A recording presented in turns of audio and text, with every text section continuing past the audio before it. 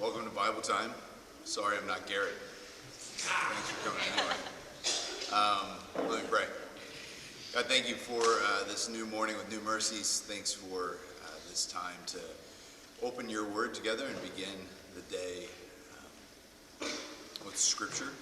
God, I pray that you would show us wonderful things in your word. God, I pray that you would help us to obey the things that we find there. God, would you encourage us through your holy word? Would you challenge us? Would you grow us more and more into the image of Christ as we look at his life in John and other places in the gospel? Would you stir our affections for him? Would you grow our appreciation for and our wonder at the work that he accomplished? God, would you help us to take what we see and take what we learn and apply it in a way that would glorify you, and we ask it in Jesus' name. Amen. All right, so you guys have been going through the book of John in Bible time, that's correct? All right, and you guys are, I was asking Shannon was my informant. I was trying to find out exactly where we were, and you guys left off at John 18:27. Is that right? 18:27? Fact checking Shannon right now.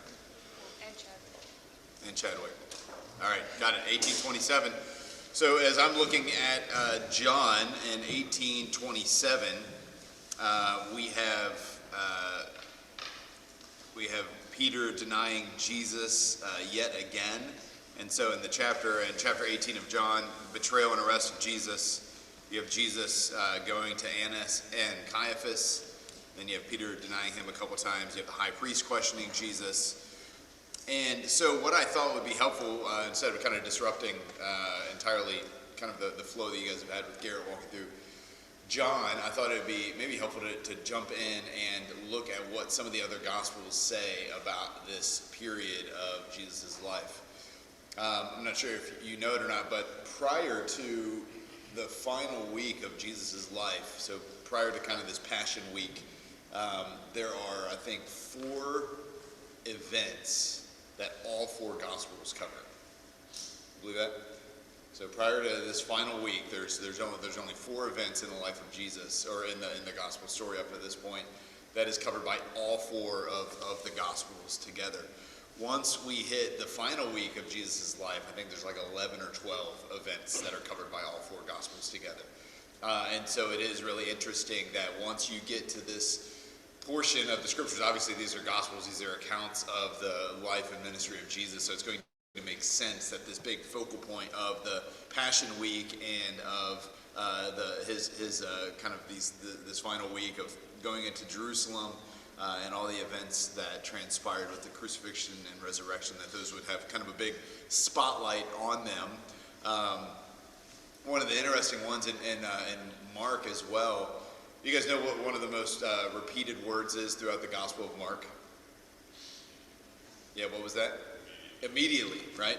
So as you're reading through the Gospel of Mark, I mean, it's over and over. Like an editor would have been like, all right, Mark, you're leaning a little heavily on this immediately word, but Mark is moving the action. It's a shorter gospel, and Mark is just flying, like he's trying to move the action and show you next thing.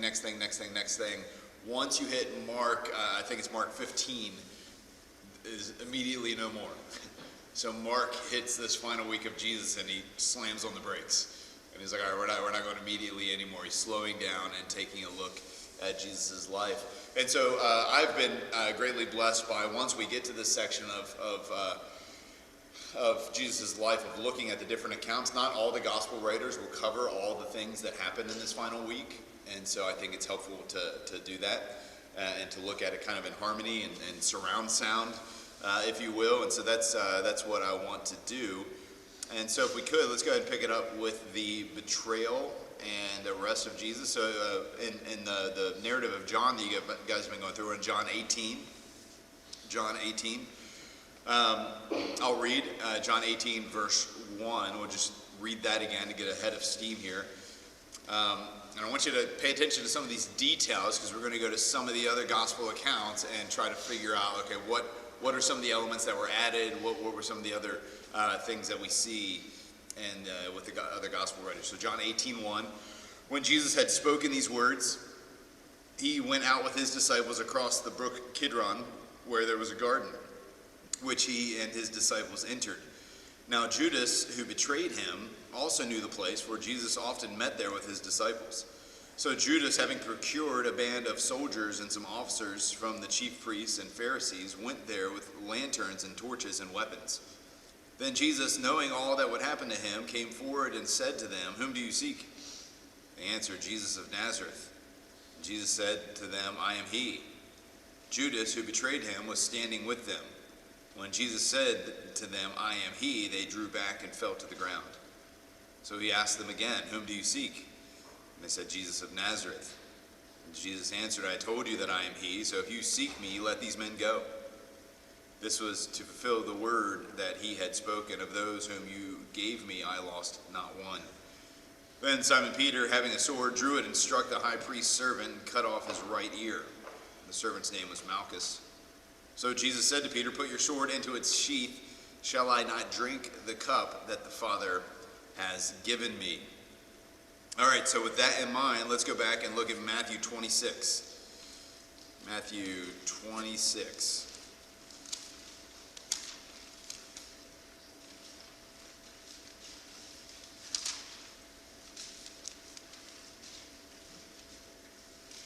Matthew 26, verse 47. Somebody read for us, verse 47 to 56. While he was still speaking, Judas came, one of the 12, and with him a great crowd with swords and clubs from the chief priests and the elders of the people. Now it's interesting. Let me pause you right there. So, right there, Matthew, if you're just reading Matthew, and it said that Judas shows up and there's a great crowd with him. Was there anything in John where John phrased that a little bit differently? You guys remember?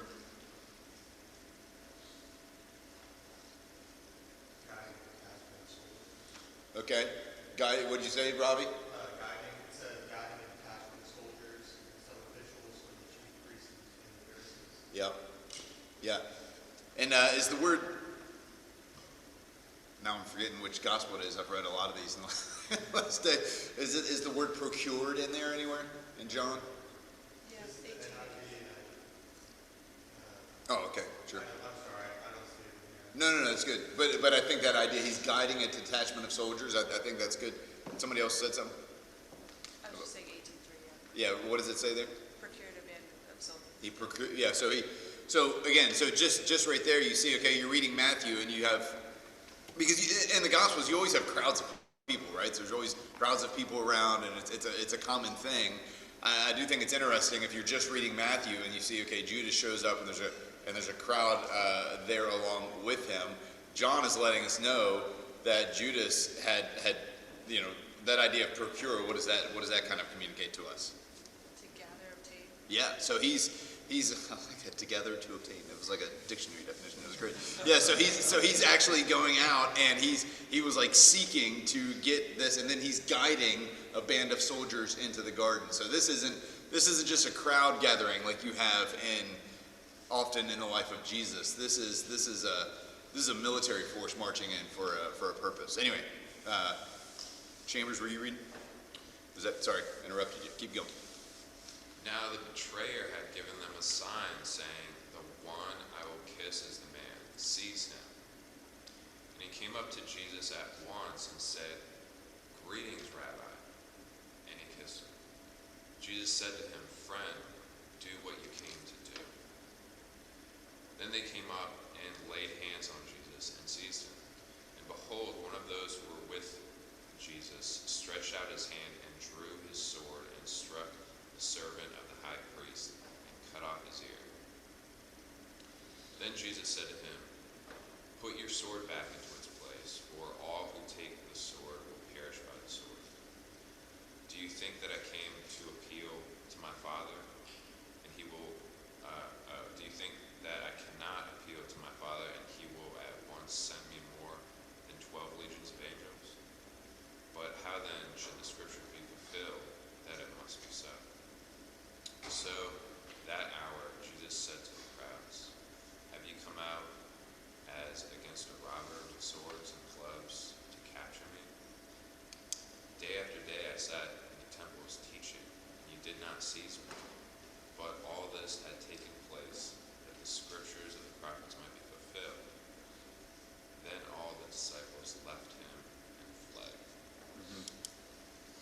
Any details, anything in there that Matthew's bringing out that John didn't? Judas kissing Jesus. Yeah, Judas kissing Jesus. Yeah. Dialogue between Judas and Jesus. Yep. Which is going to be interesting. So make some mental notes of those as we go through this, because I'm going to ask you in a minute what some of those things were. So what are, as we're trying to take all this and piece together an order of events of what happens in the garden, I think it's helpful because different people are going to bring out different things. Yeah. Yeah, I would just say mentally my thoughts about that event. I historically have thought that Judas was a little bit more passive, but especially in this gospel it says that once he kissed Jesus, he said, he told the band of officers that he had procured to seize him. Yeah. So it seemed like he was a lot more active Yeah. in the actual act. Yeah, for sure. Yeah. Yeah, that's good. Yeah. I think it doesn't talk about it in John, the emphasis kind of on the works and authority, so the going in the darkness at night, and instead of all the times during the day in the temple.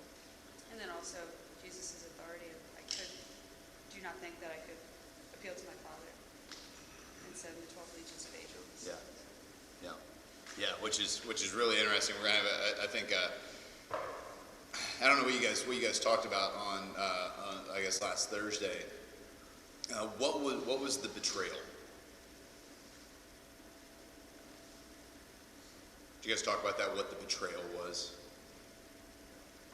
Awesome. We're gonna come back to that.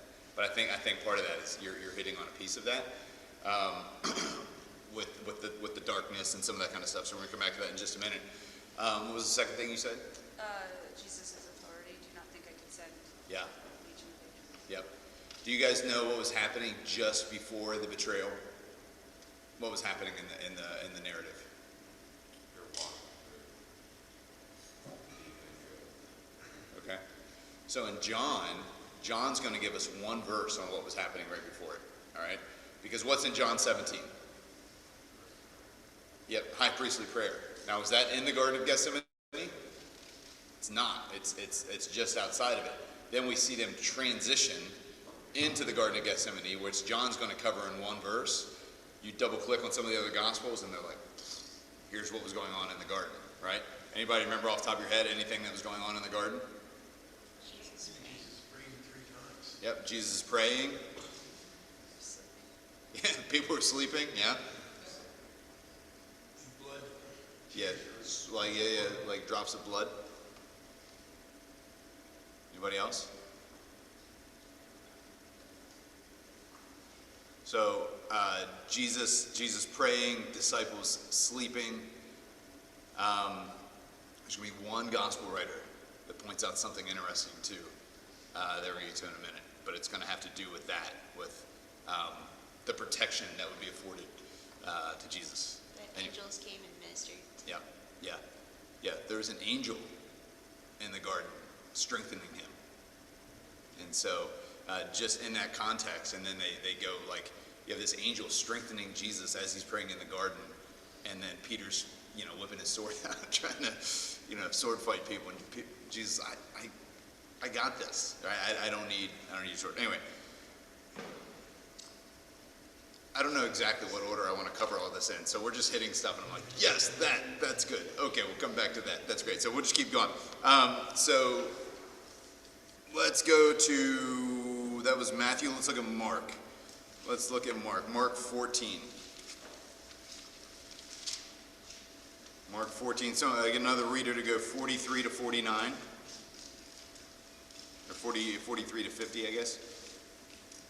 Immediately, while he was still speaking, Judas came, one of the 12, and with him a crowd with swords and gloves from the chief priests and scribes and elders. Now the betrayer had given them signs, saying, "The one I will kiss is the man. Seize him and lead him away under guard." And when he came, he went up to him at once and said, "Rabbi," and he kissed him.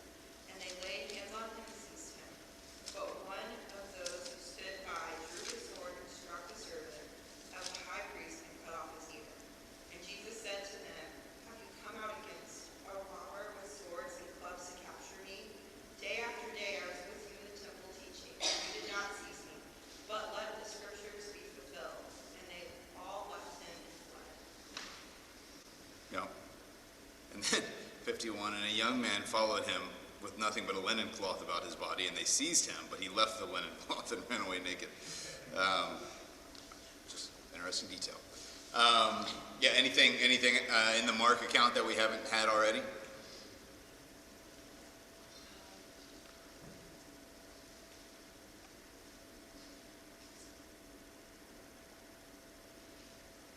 Or is this all material that's been covered? It seems pretty similar except for the last verse. Yeah. Where it really emphasizes that everyone's scattered. Yeah, everyone's scattered. Yeah. Now going back to the garden. So what was going on? All right, I'm going to make a list of this. We're going to come back to this too. What all am I coming back to? I'm coming back to. What the betrayal actually was. Yep. Yep. Betrayal. Protection. Danger. Protection. And then fleeing. Mental note. All right. After we go through all four of these, we'll hit those. Have we seen already, so what have we seen about the kiss? So John, in John 18, as we're looking at the betrayal that we have there, was the kiss involved in John 18? Yes. Okay, so John 18, where at?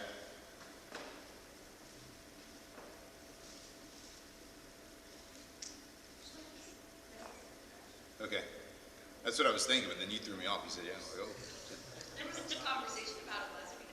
oh. Nice. So John 18, no kiss. How about Matthew? Yes. Okay, and what does it say about the kiss in Matthew? Yep. And then we get the same thing in Mark. That it's not just it's not just a normal greeting. It's a greeting with kind of a it's a trigger for them to arrest Jesus. All right, let's go finally to Luke 22. Luke 22.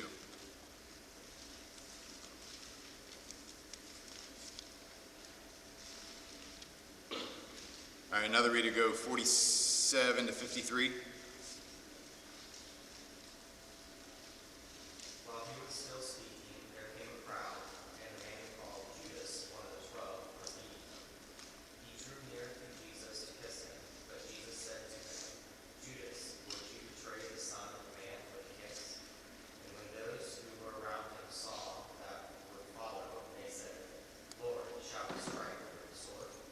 And one of them struck the servant of the high priest and cut off his right ear.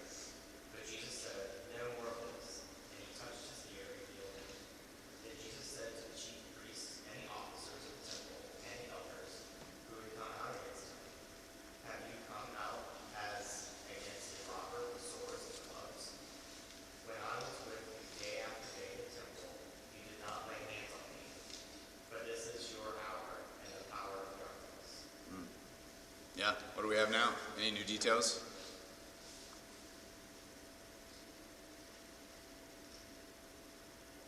Questions from Jesus? What's that? Questions, I don't want to say pushback, but sort of get more of Jesus' responses. Yeah. Yeah, what was one of the first questions that we see him asking? Jews, would you betray the Son of Man with a kiss? Yeah.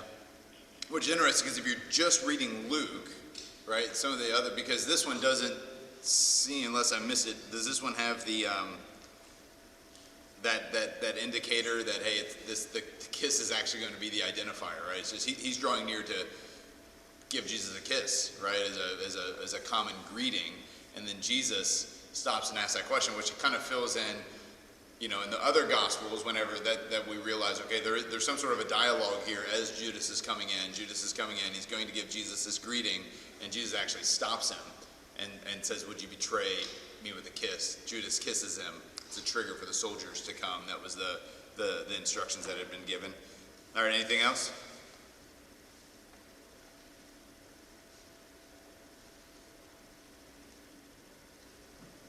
Also, a question from the disciples, or maybe just from Peter, before using the sword. Yeah.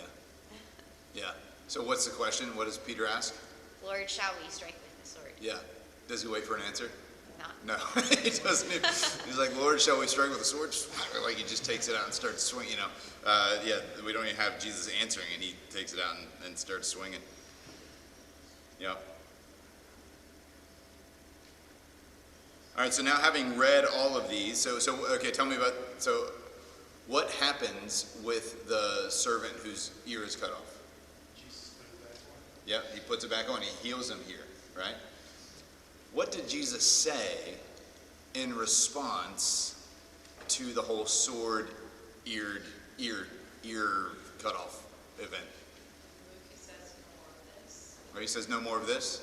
Is that Specifically. what's that? In Luke, he says no more of this. What else does he say? It says, if you live by the sword, you shall die by the sword. Yep, if you live by the sword, you shall die by the sword. Where was that? That was in Matthew. What else does he say? So if you live by the sword, you shall die by the sword. And also, hey, don't you realize I have angels at my disposal? Yes. Yep. That's in Matthew. In John 18:11, it says, "Put your sword away, shall I not drink the cup the Father has given me?" Yeah. Yep. So question, guys. Do the Gospels disagree with one another? Do the Gospels... And there's a question you'll get, like, hey, listen, the Gospel writers can't even get this right. Like, and it's not even close. It's not even in the ballpark. Like, somebody's got Jesus saying, if you live by the sword, you'll die by the sword. Somebody else has Jesus saying, shall I not drink the cup that the Father has given me? Somebody else has Jesus saying, no more of this. Mark doesn't have him saying anything. So are there contradictions in the Gospel narratives? Yeah, why not? Just because different gospels show different facets doesn't mean that one of those must be true and the others are not. Yeah. Yeah. But not one of them shows everything put together and you have a fuller picture. Yeah, that's good. Chadwick, is that a hand or a stretch? I was going to say they're not mutually exclusive. Yeah. Yep.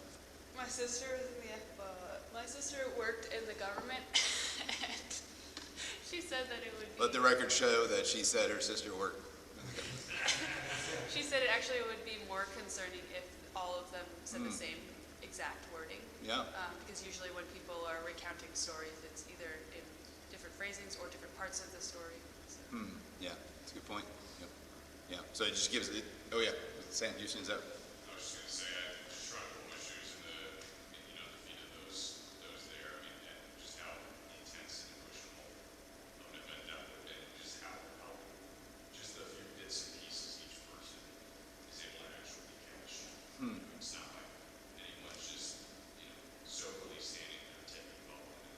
Sure. It's really significant. Yeah. Somewhat of a traumatic event. Of this going on. Yeah. Yeah, that's a good point. Yeah, that's good. Yeah, so it seems like all of those things, right? All of those things were said as the sword comes out. Jesus, there's a rebuke there. If you live by the sword, you'll die by the sword. A reminder to them, I don't need your sword. I have angels at my disposal.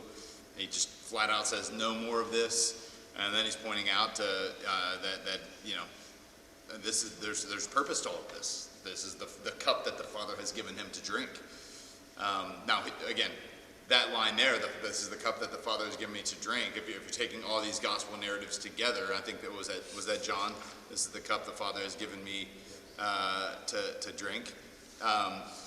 Interesting, because John doesn't tell us everything that happened in the garden, right? Remember John 18, verse 1.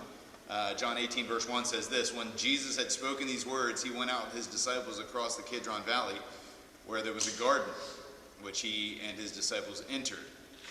Now Judas, who betrayed him, and then it goes on, and Judas and the whole band of soldiers come in. But in John, when the whole thing with the servant's ear, he says, is this not shall I not drink the cup that the Father has given? What was one of the things he prayed in the garden? Yeah, take the cup away. Father, if you would allow this cup to pass, but not my will, but your will be done. And then the betrayal comes, and Jesus says, this is the cup.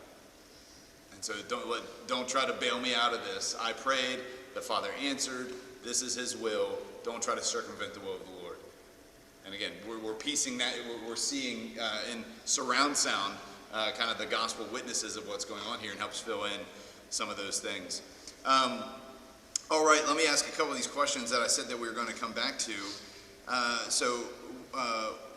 One is the protection. Yeah, we have the protection that he says that he has the angels at his disposal, and then we see it there in the narrative that there was an angel that was strengthening him, and that's in the garden as they were praying, and then he says, "I have angels at my disposal."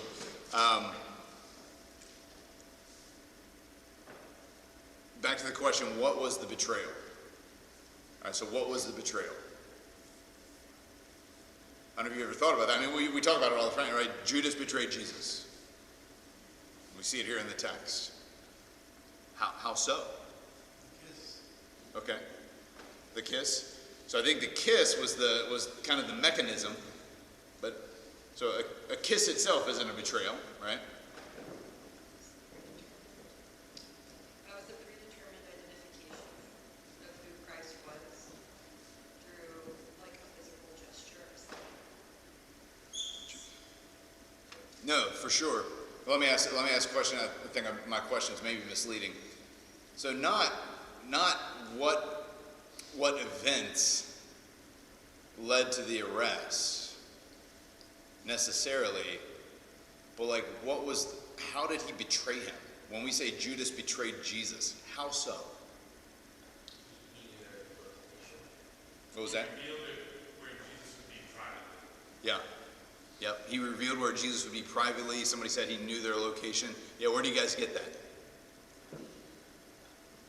think he was a follower of Jesus. Yeah. So he knew where he would be. What? Verse 2.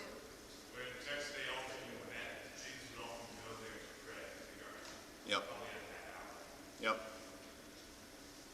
Yep. What were we saying? Verse 2. Of which gospel? John 18. John 18:2. All right, John 18:2 says, "Now Judas, who betrayed him, also knew the place, for Jesus often met there with his disciples." Yeah, look at Luke 22:6. Luke 22:6.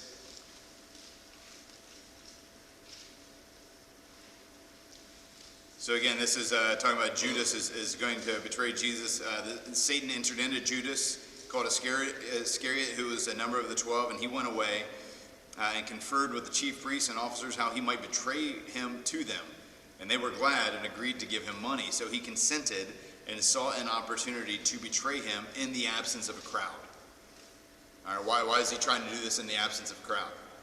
Because Jesus had the crowd's favor. I mean, he had just went into Jerusalem on a donkey, and I mean, the crowds were for him. Yep. And I mean, before that, it said multiple times that they had plotted to capture Jesus, but it was the crowds, like they were scared of the people. Yep, that's right. So, Yep, yeah, they were afraid of the crowds, and so you see here in Luke that we know that there's going to be betrayal, and it's the whole point is, okay, how do we get him without a crowd around, right? Look at Mark 14.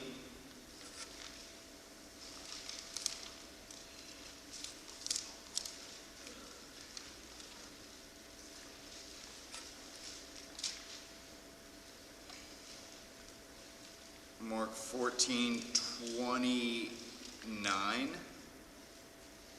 Nope, that's not what I'm looking for.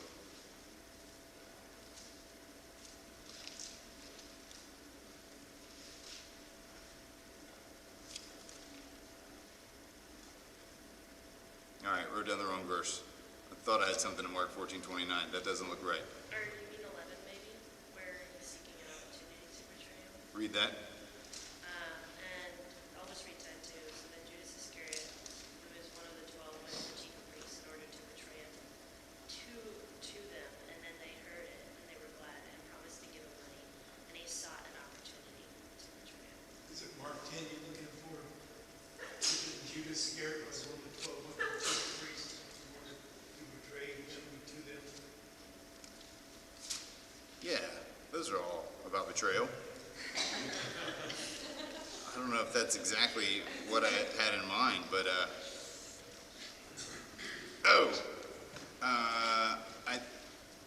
I think I meant 49, 1449. Those are great betrayal verses. We have great betrayal verses. This is, look at 1449. 148, Jesus said to them, have you come out as a robber with swords and clubs to capture me? 49, day after day I was with you in the temple teaching, and you did not seize me, but let the scriptures be fulfilled. And they all left him and fled. And that shows up in a couple of the Gospels where he was like, hey guys, I've been like, what have you been waiting for? I've been here in public. I've been teaching. You've had your opportunity. I've been right here in front of you. And that shows up in a couple places. And the point is, they didn't want to do that. They didn't want to come in and get in front of the people. They didn't want to come into the temple while he was teaching. And so they were seeking this kind of clandestine opportunity. One more on this. Look at John 11. This is earlier in the narrative of John. You guys have already been through this.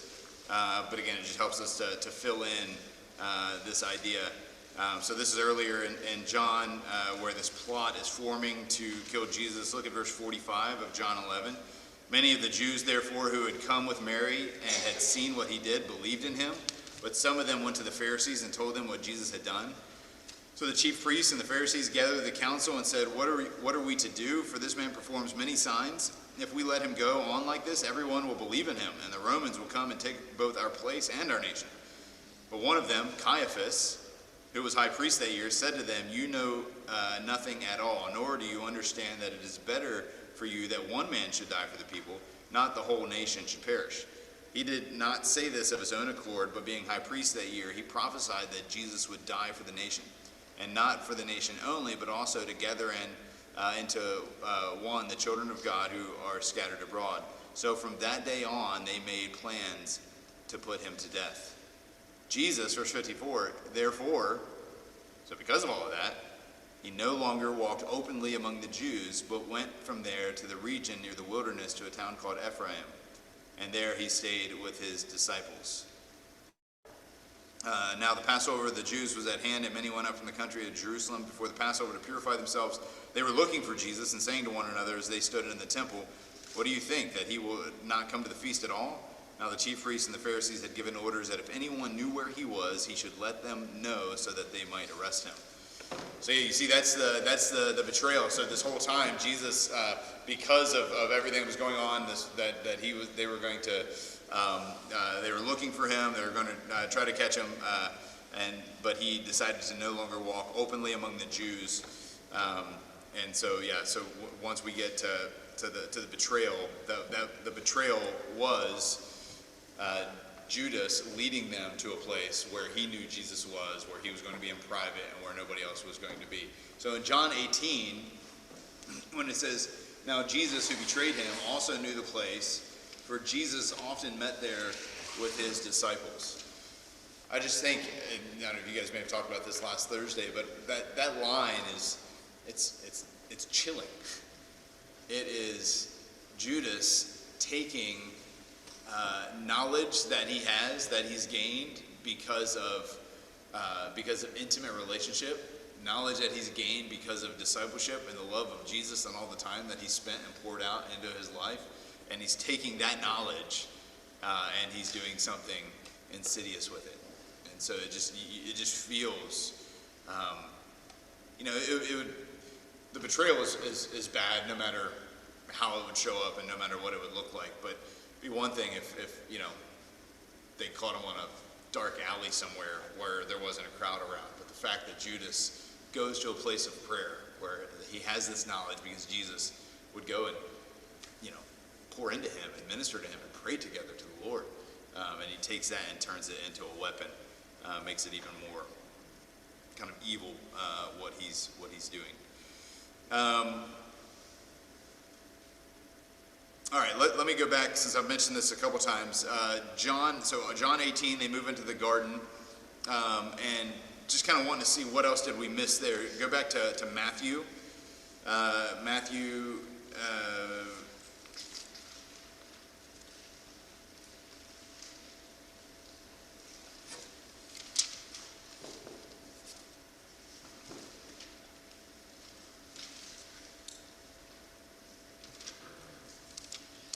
And let's pick it up in 36. So this is where Jesus, what John covers in a verse, we see here a little bit more expanded. Then Jesus went with them. This is 26:36 of Matthew. Then Jesus went with them to a place called Gethsemane, and he said to his disciples, "Sit here while I go over there and pray." And taking with him Peter and 2 sons of Zebedee, he began to be sorrowful and troubled. Then he said to them, "My soul is very sorrowful, even to death. Remain here and watch with me." And going a little farther, he fell on his face and prayed, "My Father, if it be possible, let this cup pass from me. Nevertheless, not as I will, but as you will." And he came to his disciples and found them sleeping. And he said to Peter, "So could you not watch with me 1 hour? Watch and pray that you may not enter into temptation. The spirit indeed is willing, but the flesh is weak." Again, the second time he went away and prayed, "Father, that if this cannot pass unless I drink it, your will be done." And again he came and found them sleeping, for their eyes were heavy. So leaving them again, he went away and prayed for the third time, saying the same words again. And he came to the disciples and said to them, Sleep and take your rest later on. See, the hour is at hand, and the Son of Man is betrayed into the hands of sinners. Rise, let us be going. See, my betrayer is at hand. Go to Mark.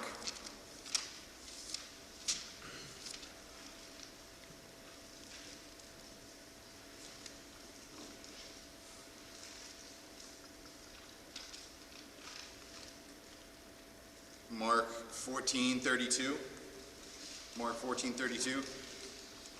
And they went to a place called Gethsemane, and he said to his disciples, "Sit here while I pray." And he took with him Peter and James and John, and began to be greatly distressed and troubled. And he said to them, "My soul is very sorrowful, even to death. Remain here and watch." And going a little farther, he fell on the ground and prayed that if it were possible, the hour might pass him. And he said, "Abba, Father, all things are possible for you. Remove this cup from me, yet not what I will, but what you will." And he came and found them sleeping, and said to Peter, "Simon, are you asleep? Could you not watch 1 hour? Watch and pray that you may not enter into temptation. The spirit indeed is willing, but the flesh is weak." And again he went and prayed and sang the same words. And again he came and found them sleeping, for their eyes were heavy, and he did not know what to answer, and they did not know what to answer him. And he came the third time and said to them, "Are you still sleeping and taking your rest? It is enough. The hour has come. The Son of Man is betrayed into the hands of sinners. Rise, let us be going. See, my betrayer is at hand." We'll hit one more. We'll hit Luke. We'll make some comments. Luke.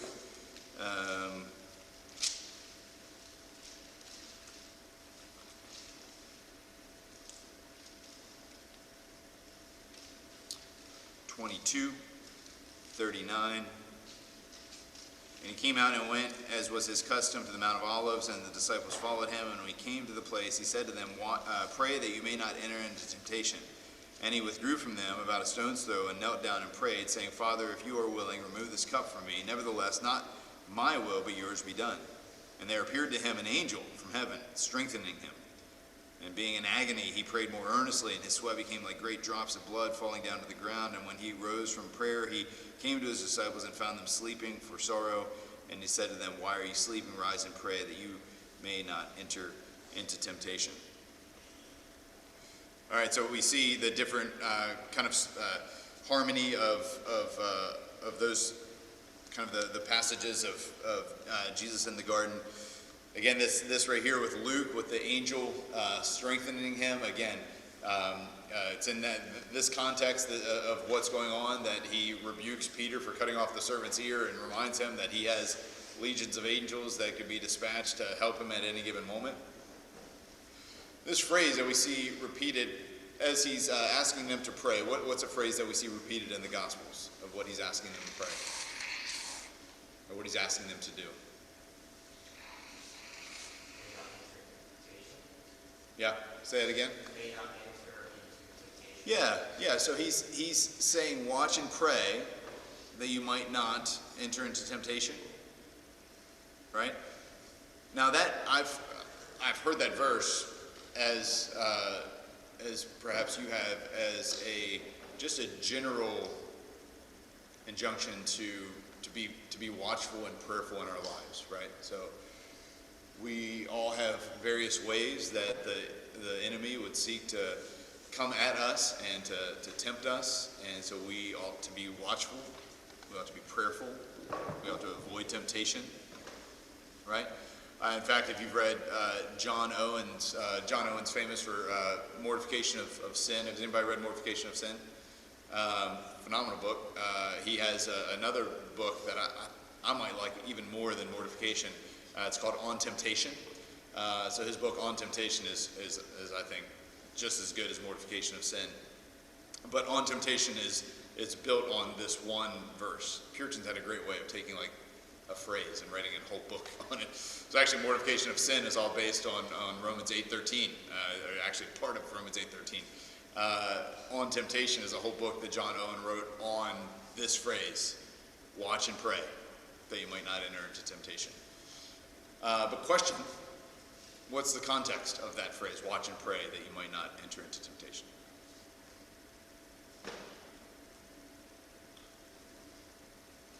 I would say the context would be the Last Supper, where Jesus told the disciples, none shall take you from my hand, and sort of those prayers being a practical means of grace by which that actually happens, that Satan is not able to snatch us from the Son's hand. And so they do deny Jesus, but not in a self-evident way. But Yeah, not finally. No thoughts?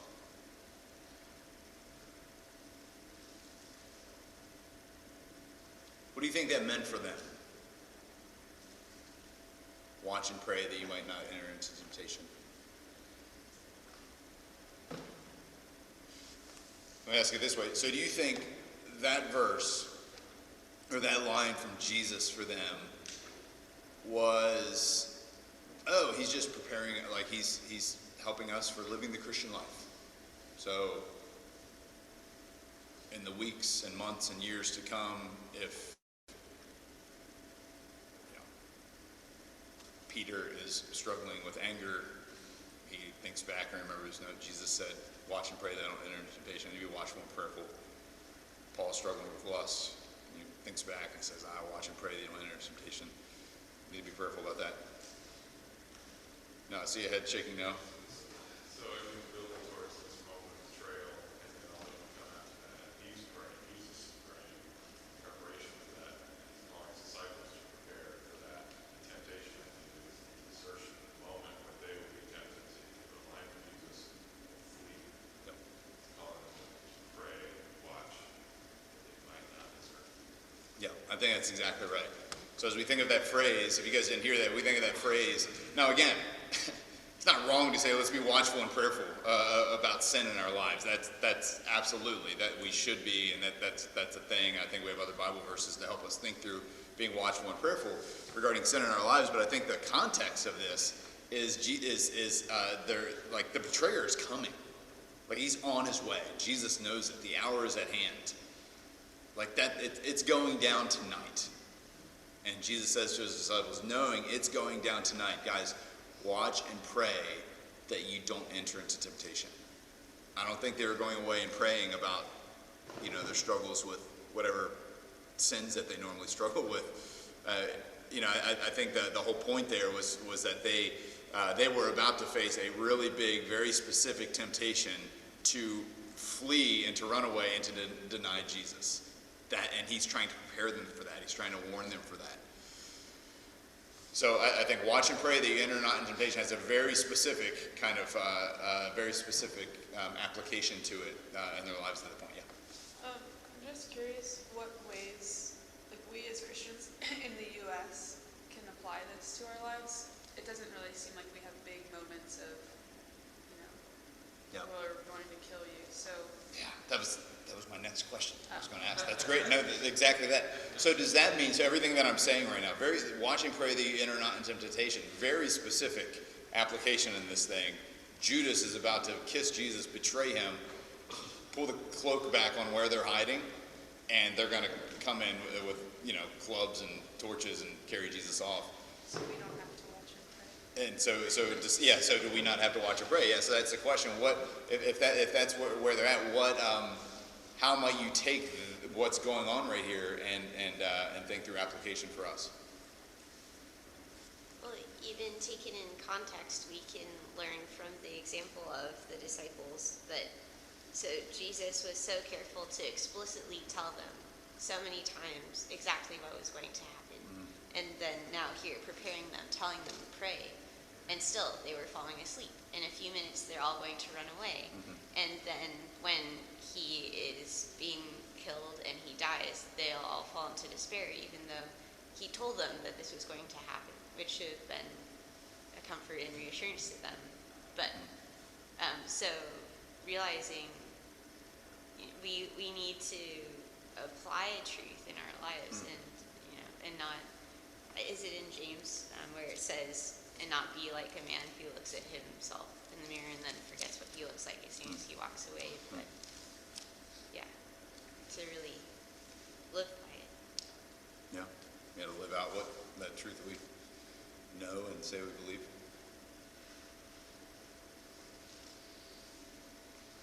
Sam? Seems like just on a general level, the Lord tests our hearts and tests the fruit of our faith to see if we identify with Him. Certainly, I encounter those little challenges every day in the American context, but in the global context, Christianity is banned and repressed.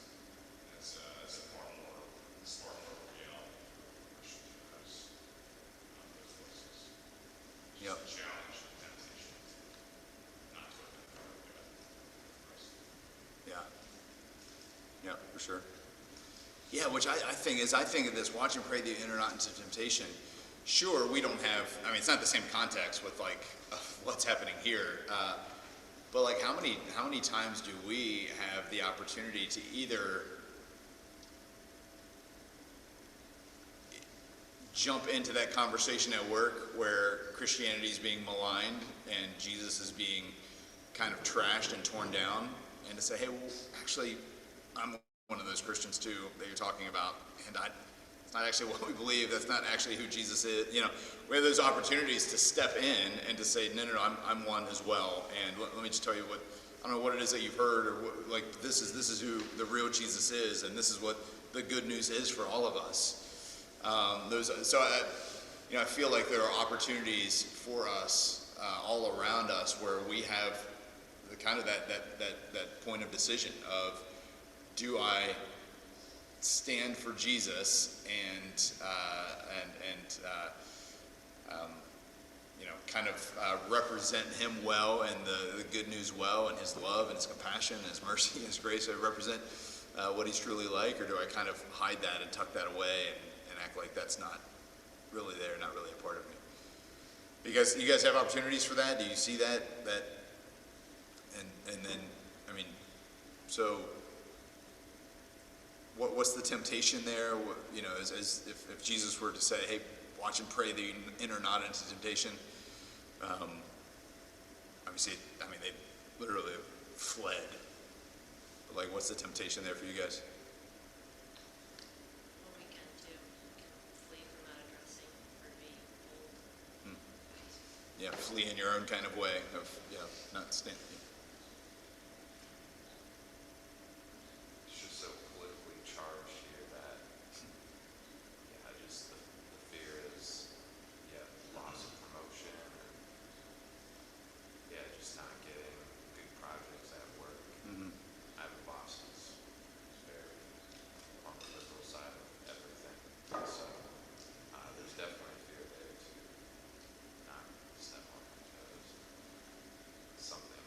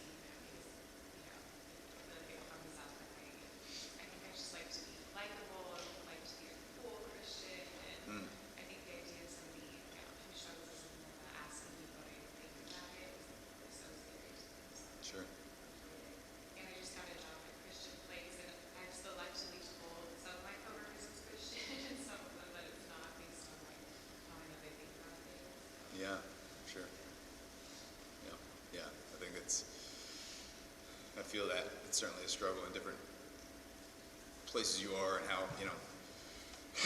my hope would be that in either of those situations of like,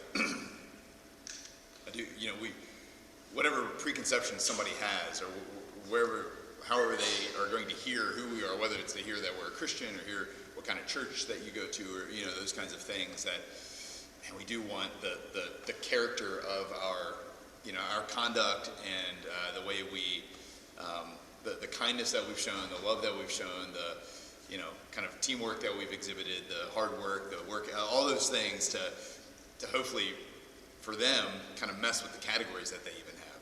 Wait a minute, like I thought Christianity and conservative politics were coupled together. And no, I'm trying to, I think we need to get in and bust that up a little bit. Like, no, that Jesus has a different kingdom that's not of this world. And how do we think about that, and kind of destroy people's categories for that? Or, I don't know what kind of churches you've had, and upbringing you've had, or background you've had, but maybe their interaction with you would be like, oh, those people weren't crazy. Like, there's, Mariah, and she's fantastic. And, those would be good. Yeah, I think, so as you think about this, I mean, just watch and pray that you enter not into temptation.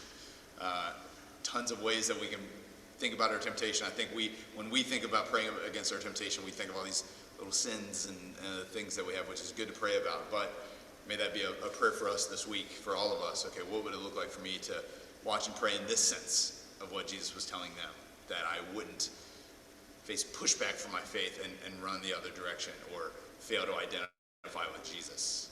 All right, I'm gonna do a couple, maybe one or two more things, and then we'll go. Oh, by the way, I forgot this. Has anybody ever read the book Peace Child?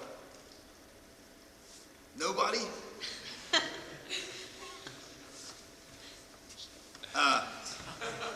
Peace Child, one of my favorite missionary biographies I've ever read.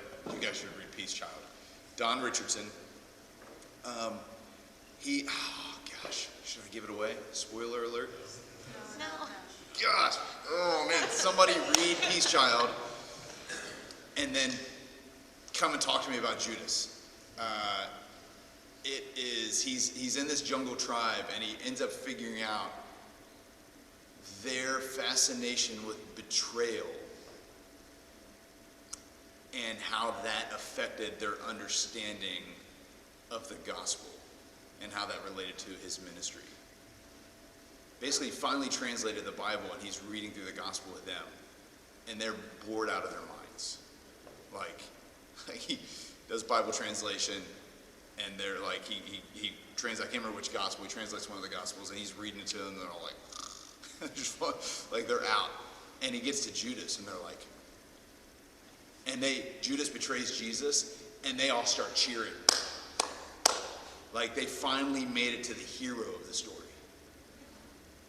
Because of in their culture, what the prime values were in their culture of betrayal. And anyway, I won't spoiler alert, but like how that impacted what was going on in his ministry and his family and his life, you're like turning the pages like, what happened? Anyway, I wish I could say more, but go read Peace Child, somebody. All right, that wasn't one of the things I was going to do. That was a side note. So let me reorient you in John, since you guys are going to pick up there. So go back to John 18. So you guys covered a couple of these. Jesus before the high priest. So Jesus goes to. Hey Macy, let me give you this on your way out. Macy, grab one of these. I'm going to do these out. So Jesus is before Annas, right? Does anybody know who Annas was? Annas was the father-in-law of Caiaphas, who was the high priest. So he didn't have any power at that point, like formally, but he had a lot of influence, a lot of sway with the people. So Jesus goes first to Annas, and then he's going to bounce back over to Caiaphus. So I'm going to send him to Caiaphus, who was functioning as the high priest at that time. And then he's going to have actually 2 trials before Caiaphus. So if you take all 4 of the Gospels and you line them up with what's going on, there's actually 6 trials of Jesus. there's 3 Jewish trials and 3 Roman trials. All right, so Jesus goes to, and I'm using trials loosely, but the kind of hearings or kind of where he's being investigated and something's going on. So he goes to Annas first, then he goes to Caiaphas and the Sanhedrin. So Caiaphas, the Sanhedrin would have been involved with investigating what was going on. So Annas, Caiaphas, back to Caiaphas again a 3rd time. And then what we see here in John is, what do you see in, so this is where you guys are going to pick up, right? John 18:28. What's going to happen next? It says, then they led Jesus from the house of Caiaphas to the governor's headquarters. It was early morning. They themselves did not enter the governor's headquarters so that they would not be defiled, but could eat the Passover. So Pilate went outside to them and said, what accusation do you bring against this man? And they answered him, if this man were not doing evil, we would not have delivered him over to you. Pilate said to them, take him yourselves and judge him by your own law. The Jews said to him, it is not lawful for us to put anyone to death. This was to fulfill the word that Jesus had spoken to show what kind of death he was going to die. So one thing, so why all these trials? Why you got these 3 Jewish trials? He's before Annas and Caiaphas, and now he's over to Pilate. Why? Primarily because they couldn't find anything solid to accuse him of. They couldn't, I mean, they were accusing him of all kinds of stuff. I mean, they had all kinds of accusations.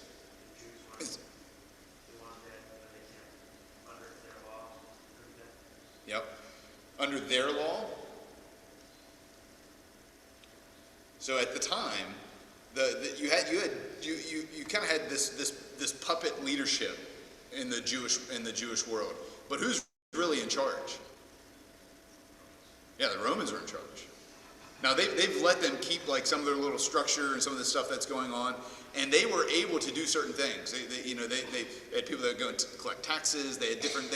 They had some things that they could do. What couldn't the Jewish leaders do? What's that? They couldn't put somebody to death. That got kicked up to a higher court.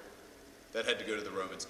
So they're accusing Jesus, and they're bouncing around between Annas and the high priest. They're going back and forth with these accusations of Jesus. The one thing they can't do is put him to death.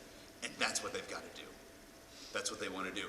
And so now, when you're reading your Bible and it says, now Jesus went to Pilate, that's like, oh my goodness. Like that's huge. Like it's one of those things that we read and we can kind of read past really quickly. That is huge. The Jews couldn't put him to death. Pilate could. And so now he's going to go to Pilate. Then he's going to go after that to Herod Antipas. So Luke is actually going to, if you want the whole narrative, Luke is going to have most of these events where not everybody else does. But Luke is going to follow the chronology here, and that's where you kind of, some of the other things, other Gospels, you'll just see him go to Pilate, or it's like this extended kind of interaction with Pilate. But if you read Luke's Gospel, you'll see that there's actually Pilate, then sent to Herod Antipas, and then sent back to Pilate again. And so you're going to see some of that. There's 3 Roman trials that are entered in. So 3 Jewish trials, 3 Roman trials. And that was the handout that I made. I think this is right. This is just me reading the Gospels. But I made a little chart here for you guys that has the 6 trials and then what scripture verses in each of the 4 Gospels where you can find them. And so, fact check me if you're reading that and you're like, actually, I think that might be that might not be accurate. Read these, read it in harmony, and kind of see what you can draw of that. I'll put these up here on this stand if you want to grab those on your way out. Again, as you guys jump back in on Tuesday with Garrett into this trial with Pilate, I think it'll be helpful to see kind of all the ways that the various trials and ways that Jesus is being investigated by everybody involved. One other thing I'll just say as a teaser, and I don't know if maybe Garrett will cover this, but there have been legal scholars who have looked at the laws on record at the time, even the Roman laws that existed, and the way that everything went down, and made a list of how many ways all of this was entirely illegal. And so I don't know if you've seen that, something like that either, but this, I mean, even by their own laws, like you weren't allowed to start a trial for capital offenses the day before the Sabbath or a festival, because they had to have so many days that were allowed. You couldn't do it at night. You had to have an investigation of witnesses. There's just all these things that they just don't do. So they were just trying to squeeze him through and get him executed as quickly as they could. So I don't know if Garrett might bring that up as you guys do that, but yeah, highly illegal even in the way that they went about. We're done. 7:37. We're not done because we're going to sing, and then we're going to be done. Somebody other than me is going to lead us in singing.